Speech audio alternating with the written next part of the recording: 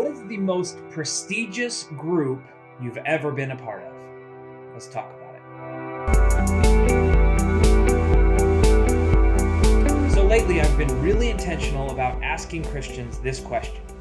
What does a person have to do to be saved? And almost everybody I've asked has said, believe. That's what you have to do to be saved. Believe. But I have a really hard time with that answer. And I'm not blaming anybody for answering it that way. It's the way we've been taught. It's been the go-to answer for Christians for centuries. The problem is, I think that answer is misleading. It is biblical, but it's incomplete. The passage that is quoted most often when we hear people talk about how belief is some kind of litmus test for salvation is a passage we find in Acts chapter 16. And we talked about that passage on Sunday, and it's all about this time when Paul and Silas told the jailer that all he had to do to be saved was believe. But if we quote that passage that was written to him, we're actually taking that passage out of context.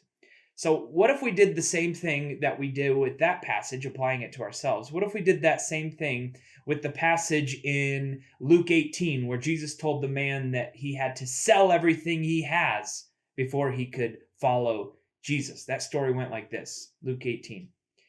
Once a religious leader asked Jesus this question, "Good teacher, what should I do to inherit eternal life?" This is the salvation question. So the context here is very important.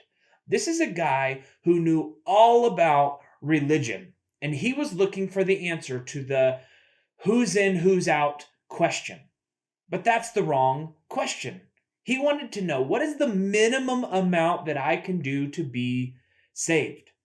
And that was different than the motivation of the jailer. The jailer, when he asked Paul and Silas, was asking from a place of gratitude. The jailer saw something in Paul and Silas that he was drawn to, and not the religious leader. That's not what he was asking. In verse 20, Jesus said to him, "You know the commandments. You must not commit adultery. You must not murder. You must not steal. You must not testify falsely or lie. Honor your father and mother." And Jesus did this often on earth. He used the law to show people that they could never be good enough to be saved. And then this man replied, "I've obeyed all these commands since I was young." So what is this guy doing here? He's comparing himself to everyone else. Jesus says, "Don't lie." And this religious guy says, "I don't lie." "Oh, really, religious guy?" Jesus said, "Obey your parents." This guy says, "I do obey my parents." His response should have been, "I try my best," or "I try, but I fail sometimes. I fall short." Then Jesus probably would have given him this answer. He probably would have said, "Okay, believe in me and you'll be saved," if that's what the religious guy said. But that's not what he said. But because he's the religious leader and he answers this question from this place of pride, he answers from this place of self-righteousness, he reveals something about his motivations.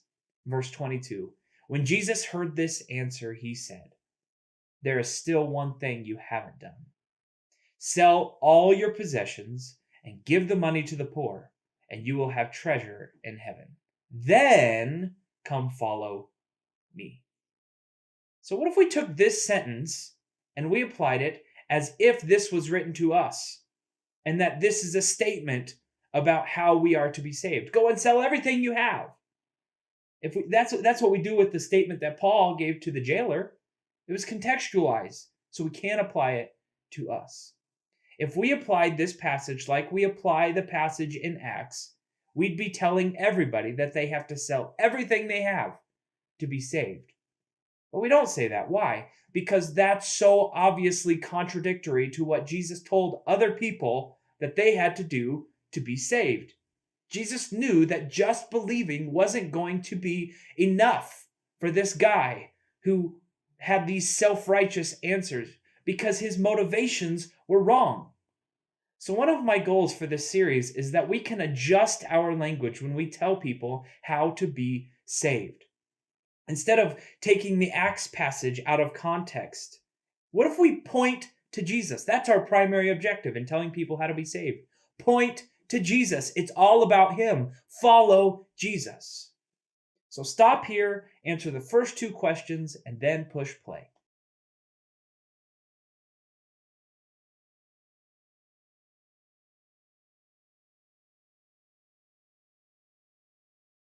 So these two stories, the story of the jailer and the story of the religious leader, make me like the phrase faith in Jesus more than I like the word believe.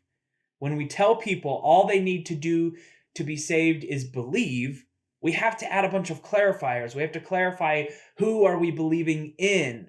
We have to clarify what we do with that belief. We have to clarify what we're talking about in terms of belief in, like existence, or belief on, like faith.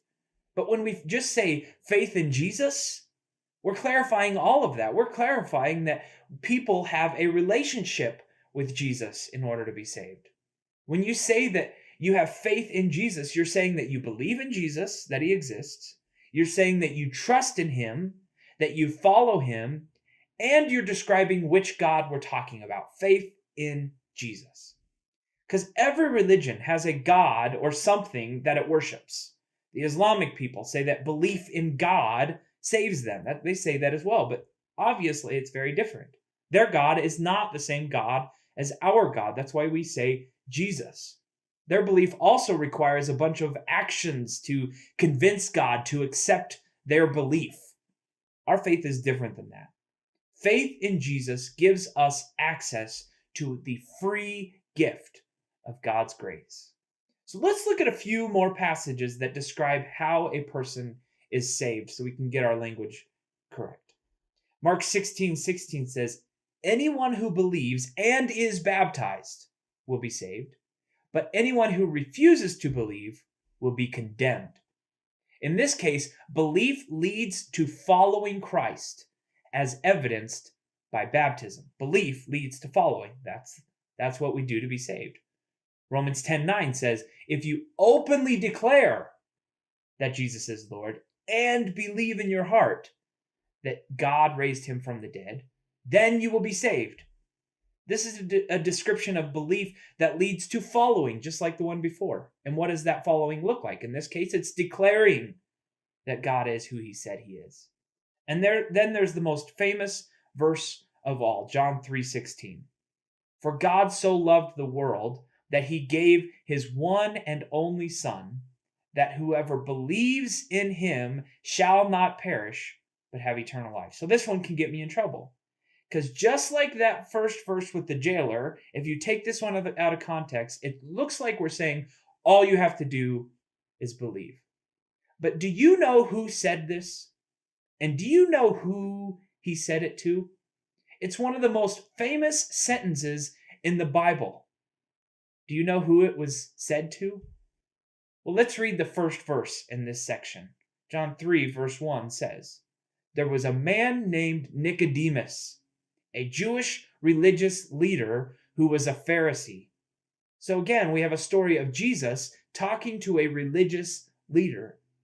But this guy has a much different motivation for asking the question that he asks. Verse 2 says, after dark one evening, he came to speak with Jesus. Rabbi, he said, we all know that God has sent you to teach us. Your miraculous signs are evidence that God is with you. Nicodemus says, God has sent you to teach us. Your miraculous signs are evidence that God is with you.